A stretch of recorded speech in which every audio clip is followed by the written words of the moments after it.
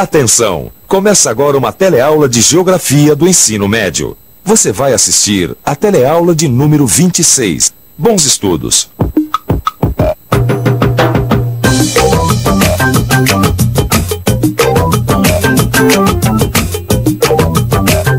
Hoje você vai conhecer um pouco mais de perto o cinturão urbano-industrial do Brasil. Na teleaula de hoje, você vai ver como a dinâmica do desenvolvimento desigual impõe ritmos diferentes às regiões brasileiras.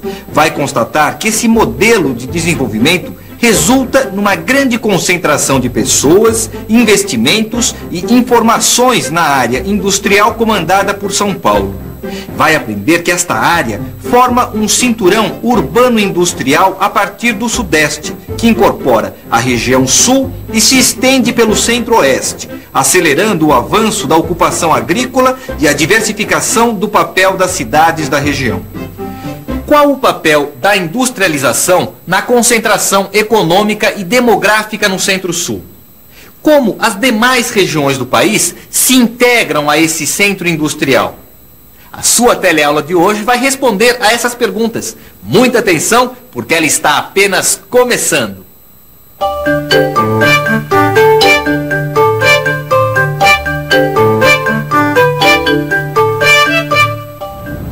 Ufa, mas como eu andei hoje, viu, Antônio? E eu então, Pedrão? O meu itinerário mudou pra Zona Leste. Cidade grande em São Paulo, né? Quanta gente, rapaz! É, mas também, você queria o quê? Uma metrópole como essa? É, mas eu não canso de me assustar, viu? Eu fui criado na região central do Brasil, ali no Cerrado, sempre tive muito espaço, Pedrão. Aí eu não consigo me acostumar com esse mundaréu. Eu fico pensando que parece que o Brasil inteiro resolveu se acotovelar nessa região do país. Mas por que será, hein? Ah, essa resposta é difícil. Vocês sabem por quê, não é? Por causa da industrialização. Mas nunca é demais saber sobre esse assunto. É isso aí. A industrialização foi responsável pela maior concentração de população e de renda no Sudeste, cuja integração com o Sul já era relevante desde os primórdios da implantação industrial, graças ao fornecimento de alimentos e matérias-primas agrícolas.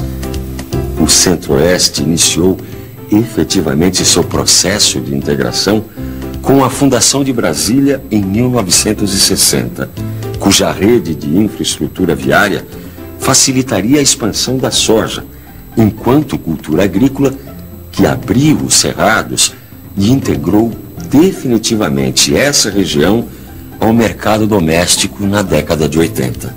O senhor nasceu aonde? Nasci de Caruaru. Caruaru, que estado? Pernambuco. Nasci em Cafelândia. Cafelândia fica onde? Interior de São Paulo. Caculé. Caculé, onde é que fica? Bahia. Olha, eu tenho 14 anos aqui em São Paulo. Ora, por que a senhora saiu lá de Garanhuns e veio para São Paulo? Porque aqui é melhor de viver. Para trabalhar, é. Eu acho que a resposta é sempre a mesma, mercado de trabalho, não é? Transferência do meu pai para São Paulo e acaba firmando raízes. Aqui oferece mais oportunidades. A industrialização foi o que fez de São Paulo essa região aglutinante, com grande capacidade de concentrar população e renda. De todas as regiões do Brasil, vieram grandes contingentes de pessoas à procura de um mercado de trabalho mais abrangente. Mas esse processo de urbanização não visava apenas o nosso mercado interno. Toda essa estrutura urbano-industrial articulada, que emergiu da concentração e ampliação do núcleo econômico durante os anos 60 e 70, fizeram de São Paulo uma cidade mundial. E essa foi a nova forma de inserção do Brasil na economia mundial. Você já sabe que uma cidade mundial, em países de industrialização recente como o nosso, é o centro de gestão e acumulação de capital em escala planetária. Ao mesmo tempo, uma cidade mundial é um núcleo de comando de uma vasta rede urbana que conecta a multiplicidade de espaços e tempos que compõem o território nacional. São Paulo é, portanto, a área do país mais integrada à economia mundial e também a mais dinâmica, tanto em termos de relações internas quanto externas. A partir dela, se inicia a urbanização acelerada do território e começam a surgir focos de modernidade. As mudanças na distribuição territorial da população expressam esse processo em que há um descompasso entre o intenso crescimento urbano, mesmo em áreas de atividade agrícola, e a fraca mudança no adensamento da população, só significativas em torno de São Paulo e na borda da grande fronteira. São Paulo também é a sede da maioria dos bancos privados, correspondendo a 70% do sistema bancário nacional, incluindo a maioria dos bancos estrangeiros que operam no Brasil. Isso faz com que os fluxos de informação se concentrem em São Paulo. Gil, mas a Avenida Paulista é o centro nevrálgico da cidade mesmo, né? Pelo menos é aí que circula o dinheiro, né? Pois é, olha, em menor ou maior grau, todos os grandes centros urbanos do Brasil estão num ritmo veloz de desenvolvimento. Veja só, olha, Rio de Janeiro, Curitiba, Porto Alegre. É mesmo, né? Parece que existe um grande eixo metropolitano que se conecta à cidade mundial, né? Agora, seria interessante ficar um pouco mais por dentro desse assunto, né? O que você acha?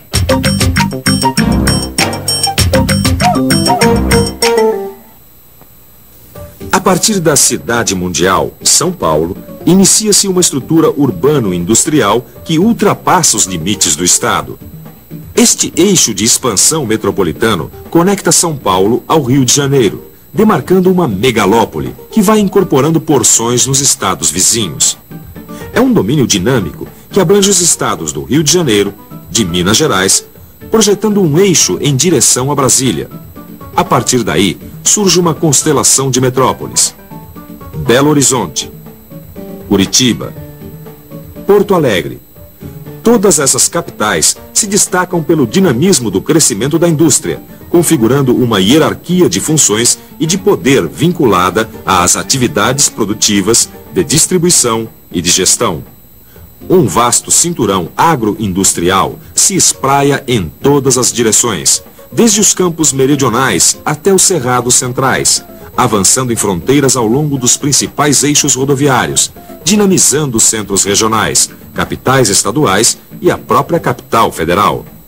A partir daí, a modernidade se instala em focos isolados, em sua maioria resultantes da expansão das grandes redes nacionais.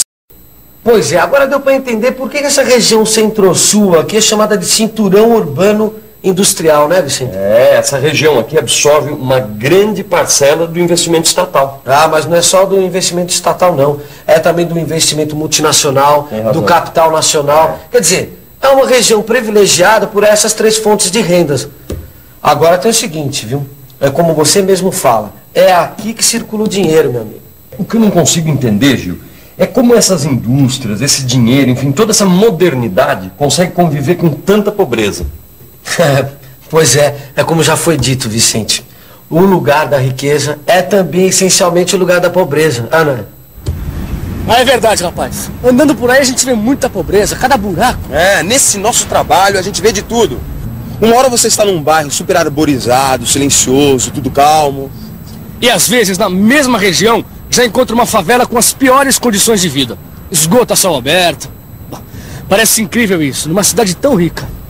E as pessoas morando embaixo da ponte então, pô? São pessoas vivendo quase que nem bicho. É difícil entender. Bota difícil nisso, Pedrão. A verdade é que todas essas transformações que você viu, esse processo acelerado de urbanização, de industrialização, gerou muita riqueza, mas também excluiu e expropriou grandes contingentes sociais. Bolsões de pobreza permanecem nas vizinhanças e mesmo dentro da própria cidade mundial e nas demais metrópoles. Dessa contradição é que nascem os movimentos de oposição que dão origem a novas territorialidades e que não podem ser desligadas da nova forma de inserção mundial. Na borda ocidental da cidade mundial, no território da indústria automobilística, emergiu, por exemplo, o novo sindicalismo, autônomo em relação ao Estado. Formas de resistência à modernização conservadora foram geradas e difundidas a partir da cidade mundial e seu entorno imediato. Movimentos sociais de base localizada representam projetos alternativos da sociedade em busca de justiça social. Sem dúvida, a concentração de pessoas, investimentos e informações na área industrial comandada por São Paulo faz parte de uma dinâmica de crescimento onde há um desenvolvimento desigual das várias regiões. O Sul foi a região brasileira que apresentou indicadores de renda mais próximos à média nacional durante todo este período. Na verdade, ele já estava próximo a esses valores desde a década de 40. Nas primeiras fases de industrialização, houve uma queda de rendimentos, mas a partir da década de 70, houve um desempenho francamente favorável. A partir desta época, acentua-se a modernização agrícola e a integração territorial do mercado doméstico. Desde então, o Sul tem se transformado em uma área de forte emigração. Mas em relação à renda per capita, a região brasileira de maior dinamismo nas últimas décadas é a Centro-Oeste. Esse dinamismo teve início com a mudança da capital federal para Brasília. Mas o ritmo de crescimento se intensifica a partir de 1975, quando se inicia o avanço da agricultura tecnificada sobre os cerrados. O padrão de expansão agrícola no Centro-Oeste é completamente diferente do que prevaleceu no Nordeste ou no Sul. A pequena propriedade praticamente não existe, e os custos dos insumos, dos equipamentos para vencer a barreira ecológica dos solos de cerrado, transformaram esta área no território econômico da agroindústria. Gil, o Brasil é grande mesmo, né? Tem tantas possibilidades. Eu acho que o importante é a gente conhecer muito bem tudo que nós temos. Até aí eu concordo, Vicente, mas vamos um pouquinho de cada vez, porque o Brasil é muito grande mesmo. Não está na hora da revisão? Isso. Vamos lá para a revisão? E atenção, se liga aí que é a hora da revisão. Na teleaula de hoje, você viu que a dinâmica do desenvolvimento desigual impõe ritmos diferentes às regiões brasileiras. Constatou que o resultado dessa dinâmica é uma grande concentração de pessoas, investimentos e informações na área industrial de São Paulo. Aprendeu que esta região forma um cinturão urbano industrial a partir do Sudeste. Viu que este centro, apesar da sua capacidade de gerar riqueza, convive diariamente com bolsões de pobreza. E conheceu um pouco mais das características das regiões Sul e Centro-Oeste. Agora é a sua vez de estudar para valer. Aprofunde todos esses conceitos que você viu na teleaula de hoje com o auxílio do seu livro de estudos. Até a próxima!